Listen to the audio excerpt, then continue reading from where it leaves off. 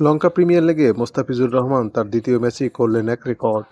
তার এই রেকর্ডের দিনে তিনি ছাড়িয়ে গেলেন পাকিস্তানের পেস সেনসেশন শাহিন শাহ আফ্রিদির রেকর্ডকে। লঙ্কা প্রিমিয়ার লিগে জাফনা কিংসের বিপক্ষে জোড়া উইকেট নিয়ে এই রেকর্ডটি গড়েছেন মোস্তাফিজ। আজ নিজেদের দ্বিতীয় ম্যাচে জাফনা কিংসের মুখোমুখি হয়েছে ডাম্বুলা সিক্সার্স। এই ম্যাচে মোস্তাফিজ ছাড়া অন্য কোনো বোলারই ভালো করতে পারেনি, যার ফলে ম্যাচ হারতে হয় ডাম্বুলা সিক্সার্সকে। তবে সাম্প্রতিক ফর্ম বিবেচনায় একাদশে আরও একটি সুযোগ পেতে পারেন মোস্তাফিজ এবং তাওহিদ হৃদয়। তবে ১৭তম ওভারে প্রথম বলে শ্রীলঙ্কাকে আউট করে দেন ফিজ।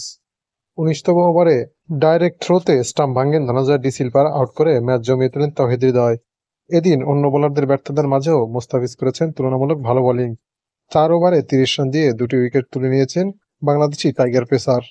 ২০২৪ সালটা মোস্তাফিজের জন্য টি-টোয়েন্টিতে রেকর্ডের বছর, কেননা এবছরই তিনি সর্বোচ্চ ৫৭টি উইকেট পেয়েছেন, যা টি-টোয়েন্টি বোলারদের মধ্যে সর্বোচ্চ।